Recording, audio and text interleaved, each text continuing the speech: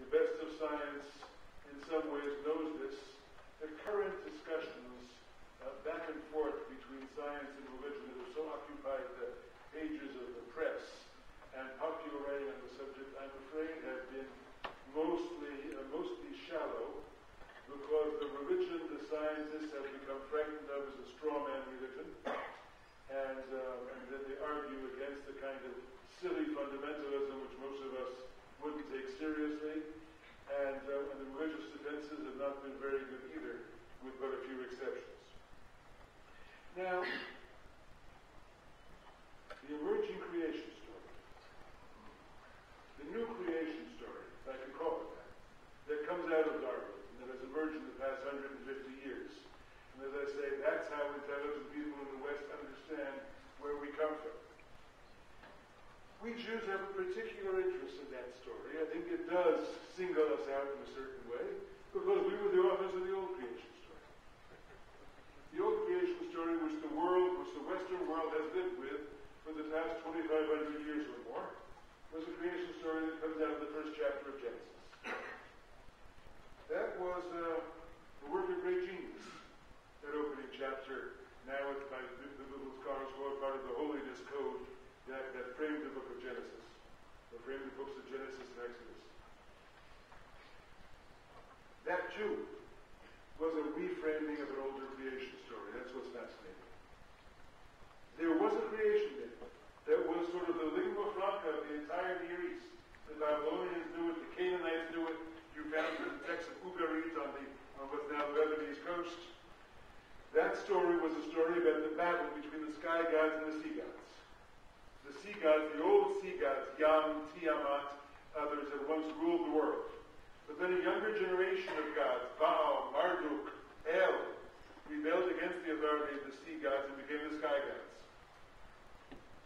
The sea gods rose up, rebelling against the sky gods' domination. The sky gods slew the sea gods, and on their corpses created the earth.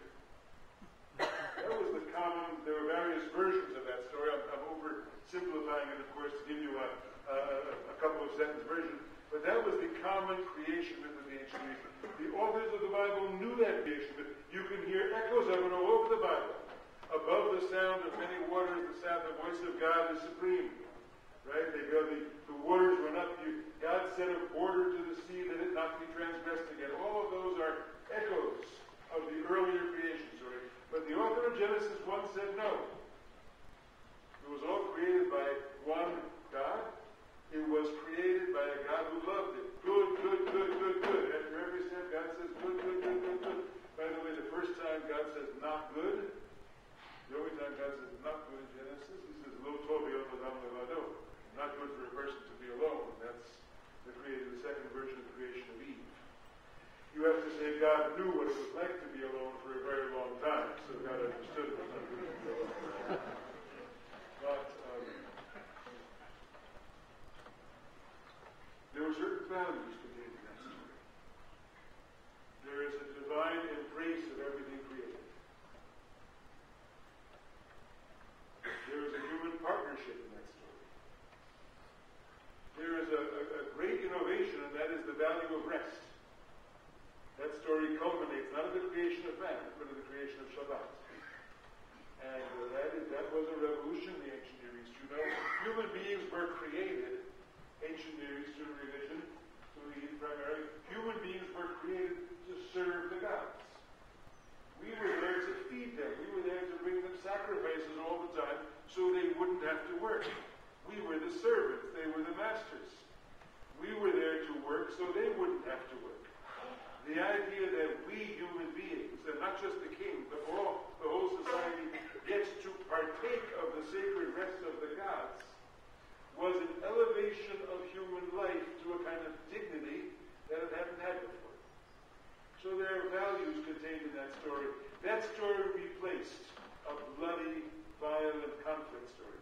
The sea gods versus the sky gods, and the slaying of the sea gods, and the blood and gore of that story.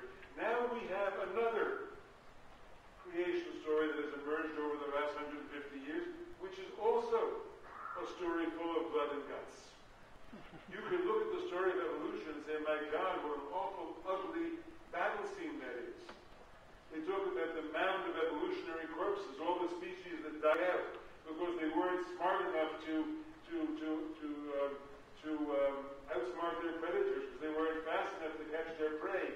They couldn't eat because they couldn't run faster than the animal that was running away from them, and so they joined the mound of evolutionary species that have died out. Now with a terrible situation, of course, unique in world history, unique in biohistory, where one species controls the fate of all the other species on the planet. That's never been the case before. Yes, where a single species completely dominates the future of every species that exists. What we do will control essentially which species survive, which species don't survive, and so on, and not except for our predators, the microbes. They're the ones who may have the last word. But we are fighting hard. In other words, I don't believe that the evolutionary process is over. We are not the pinnacle of evolution. We are not the purpose of evolution. We are part of the ongoing process. It will last much longer than us. The emergence of the human mind, of course, is a great different step in evolution and transformative. But the idea that we can look back and think and reflect on this whole process is one of the more breathtaking departures in the history of the species. But if the planet survives, I can imagine a species living some tens of thousands of years from now looking back on us and saying, my God, those primitive creatures of the 20th century who thought they were smart and understood it all and almost destroyed the planet, how can they have been so primitive, and they may be no more comfortable being related to us than we are to our cousins the chimpanzees. But that's the ongoing process. So the genius of Genesis was reframing the story, taking that story of violence and terror, and seeing it as a story of good, seeing it as a story of unity, everything at its place, everything that emerged was somehow wanted. The challenge is, can we do the same thing with the contemporary story of evolution? Is there a way of reframing the story so that it contains some of the values we would like it to? That everything has its place. The one that is manifest in each creature that emerges is there because, finish the sentence, is there because it delights in that creature? Is there because that creature is yet another way of showing the great variety, the great beauty, the great self-manifestation, the ongoing process of the emergence of that one into countless forms of existence? Is there a way to tell that story in which that one that underlies all the variety, and that one that undergoes the process, and that one which is Havaya, existence, Hey Vav Yud Hey is existence, Yud Hey Vav Hey may be capitalized. I'm suggesting they are the same thing, you understand. You just switch the letters around. That Yud Hey Vav Hey, Hey Vav Yud Hey, that being that exists in every creature that is, manifest in them all, present in them all. What's the journey about? Why? Why all this dressing in such a great variety of garb? Where is it going? Is it moving towards something? The evolutionary biologists insist that there is no teleology. Yes, there is no purpose to it all, it just is. There, I think we religious people also have something to bring to the conversation. How do you understand teleology? How do you understand purposefulness? I'm not suggesting there is someone you understand with a mind beyond who knows it all, but you say there's an inbuilt drive toward greater complexity, toward greater variety.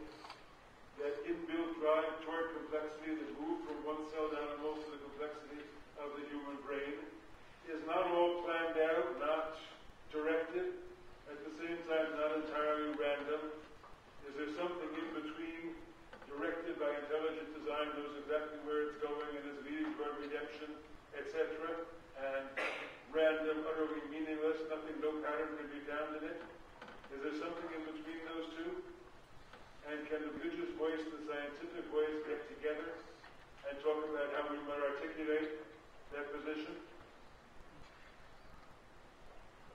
The one that undergoes the evolutionary process calls out to each creature. It calls out to each creature by what we call instinct. It says to each creature, survive, thrive, and reproduce. That's your job. Survive, get the energy you need to, consume what you need to, eat what you need to. Thrive, be as healthy an example of your species as you are able to be. So trees naturally grow toward the light and make chlorophyll. Every species finds what it needs in order to survive. And that means, of course, outsmart the other fellow. That means have prettier tail feathers, you male, so that the female will mate with you and your offspring will survive in the nest and somebody else's offspring won't. It's all done by aggression and competition, of course, in the course of the evolutionary process and natural selection. And that means violence. That means there is something in our evolutionary legacy that is like those two stags in the forest bucking horns against one another with a female waiting off in the grove of trees to see which one is going to survive and take her. That's part of revolutionary legacy. We know it. You see it. Just go to your hedge fund advisor and ask if that piece of evolutionary legacy is not there with us. Of course, the pieces of our evolutionary legacy that come from the fact that humans are creatures that have something in common with ants and bees, which is to say societies that could not survive without cooperation and could not survive without specialization and building things together. That's also part of revolutionary legacy. Part of the question is, what piece of that legacy do we want to draw on more or less? What does that have to do with the question of capitalism and socialism in our world? Are those different pieces of our evolutionary heritage somehow fighting out the battle within us, dressed in human language of garb of economic system conflict? I wonder whether there isn't something of that there. Whether the memory of those different forces of our evolutionary selves are not somehow there within us, still doing battle.